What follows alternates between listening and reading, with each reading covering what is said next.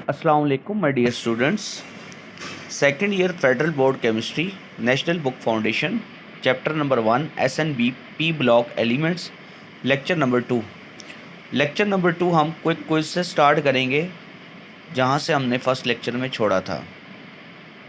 Students, quick quiz में कहता है अनसॉल्व्ड है, ध्यान से देखिएगा कि मैग्नीशियम के इलेक्ट्रॉनिक कन्फिग्रेशन है ना, इलेक्ट्रॉन स्ट्रक्चर लिखा हुआ है 1s2 2s2 2p6 और 3s2। ठीक है, मतलब इसके पास 12 इलेक्ट्रॉन है ना, 12 अटॉमिक नंबर है, लास्ट लेक्चर में बताया था।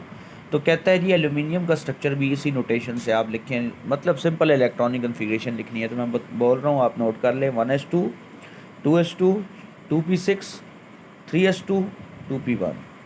तो आप देख सकते हैं लास्ट में 3s2 और 2p1 आ रहा है। जो लास्ट वाला एम शेल है ना, तो उसमें 3 आ रहे हैं, मतलब ये तीसरे ग्रुप से। अब लास्ट वाला 3 कैसे है जी? देखो बच्चों, 1s2 जो है ना, ये के शेल हो गया, के में एस के 2 पूरे। अगला 2s2 2p6 ये एल का हो गया, एक एस और एक पी, 8 हो गए। अब फिर आगे एम ही रह गया ना, तो एम में 3 है, बैलेंस में 3 है, तो तीसरे ग्रुप से। ठीक हो गया स्टूडेंट, समझ आ रही है ना मेरी बात? पक्की बात है ना? तो अगला देखते हैं क्वेश्चन। वो कहता है जी कि मैग्नीशियम और एल्यूमिनियम में से कौन ज़्यादा स्टेबल है? तो एल्यूमिनियम ज़्यादा स्टेबल है, क्योंकि एल्यूमिनियम जो है वो बेसिकली उसका साइज़ बड़ा है, और मैग्नीशियम जो है उसका साइज़ होता है छोटा। तो साइज़ जितना छोटा होगा उतनी उसकी इलेक्ट्रोनेगेटिविटी जो होती है वो बहुत ज़्यादा होती है, और गेनिंग पावर भी बहुत ज़्यादा हो जाती है, लूजिंग जो बेसिकली है ना।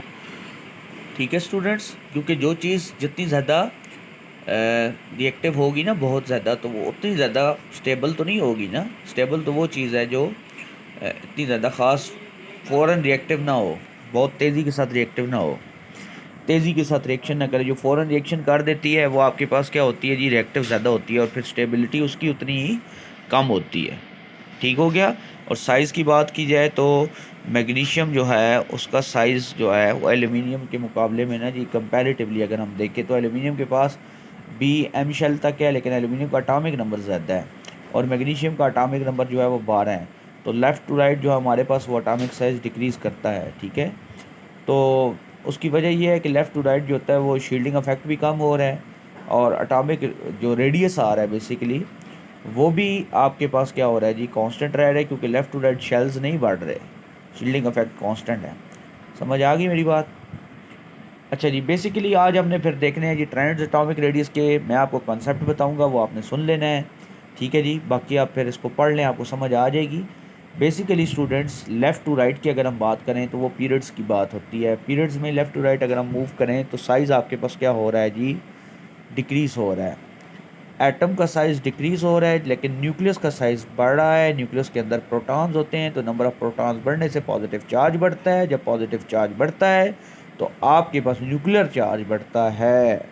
एटम का साइज़ छोटा लेकिन न्यूक्लियस का बड़ा। जब न्यूक्लियस का साइज़ बड़ा होगा उसकी रडार, उसकी रेंज उतनी बढ़ जाएगी, गेनिंग प्रॉपर्टी बढ़ जाएगी। और गेनिंग प्रॉपर्टी को क्या कहते हैं? इलेक्ट्रोनेगेटिविटी। इलेक्ट्रोनेगेटिविटी क्या होती है? The ability of atom to attract the share pair of electron towards itself. अपनी तरफ खींचने की पावर बढ़ जाती है। शील्डिंग इफेक्ट जो होता है वो कांस्टेंट हो जाता है, और नंबर ऑफ़ इलेक्ट्रॉन्स नहीं बढ़ते। ठीक हो गया। तो एटॉमिक रेडियस जो है वो डिक्रीज़ करता है, क्योंकि एटम का साइज़ जितना कम होगा, न्यूक्लियस का साइज़ जो है वो जितना बड़ा होगा, तो उस न्यूक्लियस से वैलेंस मतलब एटम तक जो उसका साइज़ है, तो वो आपके पास जो रेडियस बनेगा वो बहुत कम बनेगा न्यूक्लियस के साइज़ बड़े होने से। ठीक है। अब टॉप से बॉटम अगर मैं बात करूँगा तो टॉप से बॉटम जो होगा वो बेसिकली क्या होगा कि आपके पास साइज़ बढ़ रहा है, नंबर ऑफ़ शेल्स बढ़ रहे हैं, नोट कर रहे हैं ना साथ साथ। साइज़ बढ़ रहा है, नंबर ऑफ़ शेल्स बढ़ रहे हैं, नंबर ऑफ़ इलेक्ट्रॉन बढ़ रहे हैं, शील्डिंग इफेक्ट बढ़ रहा है क्योंकि शेल्स बढ़ रहे हैं। न्यूक्लियस का साइज़ जो है वो नहीं बढ़ रहा, न्यूक्लियर चार्ज नहीं बढ़ रहा, नंबर ऑफ़ इलेक्ट्रॉन्स बढ़ रहे हैं। क्लियर हो गया स्टूडेंट्स? पक्की बात है। अब हम इलेक्ट्रोनेगेटिविटी की बात कर लेते हैं। इलेक्ट्रोनेगेटिविटी मैंने बता दिया था कि एटम को अपनी तरफ खींचने की पावर, ज़्यादातर स्टूडेंट नॉन मेटल इलेक्ट्रोनेगेटिव होती हैं, वजह कि नॉन मेटल इलेक्ट्रॉन्स को गेन करती हैं, इसी वजह से इलेक्ट्रोनेगेटिविटी नॉन मेटल्स में होती है। पॉलिंग स्केल हमारे पास आप पढ़ते आ रहे हैं कि पॉलिंग स्केल हमें इलेक्ट्रोनेगेटिविटीज़ की वैल्यूज़ देता है। तो उसमें फ्लोरीन की जो वैल्यू है ना, वो मोस्ट इलेक्ट्रोनेगेटिव एलिमेंट में आ रही है, उसको फ्लोरीन की जो हम वैल्यू असाइन कर रहे हैं वो 4.0 दे रहे हैं। ठीक है। तो इसी तरीके से उसकी वैल्यू कम होती जाती है। जैसे सीज़ियम और फ्रेंचियम है, इसकी इलेक्ट्रोनेगेटिविटी 0.7 है, और उसकी रीज़न भी यही है कि सीज़ियम और फ्रेंशियम जो है वो अल्कली मेटल के बिल्कुल बॉटम में है ना, सेकंड लास्ट में सीज़ियम है और फ्रेंशियम जो है वो लास्ट में है। वैसे मैं आपको फ्रेंशियम के बारे में बता दूं कि ये आर्टिफिशियली क्रिएट होती है, ठीक है ना, नेचुरली नहीं है, और एक्सपेंसिव भी है। तो इसी वजह से साइज़ बढ़ने की वजह से, शील्ड बढ़ने की वजह से इलेक्ट्रोनेगेटिविटी कम हो जाती है। और इलेक्ट्रोनेगेटिविटी कम होने की वजह ये है कि आपके पास न्यूक्लियस के गिर्द चूँकि बहुत ज़्यादा शेल्स है ना, इसलिए गेनिंग प्रॉपर्टी बहुत ज़्यादा क्या हो जाती है, कम हो जाती है। आगे स्टूडेंट्स इलेक्ट्रोनेगेटिविटी के ट्रेंड्स आ रहे हैं, साइड पर आपका टेबल का कॉन्सेप्ट है, लेकिन मैं जो आपको कॉन्सेप्ट दे रहा हूँ वो आपने सुनना है कि लेफ़्ट टू राइट जब जाओगे तो इलेक्ट्रोनेगेटिविटी बढ़ेगी, जितना न्यूक्लियर चार्ज बढ़ेगा उतनी इलेक्ट्रोनेगेटिविटी ज़्यादा होगी, ठीक है, और उतनी गेनिंग कैपेसिटी ज़्यादा होगी। ये आप क्लियर कर लो कि nuclear charge is directly proportional to electronegativity, ये भी साइड पे लिख लो।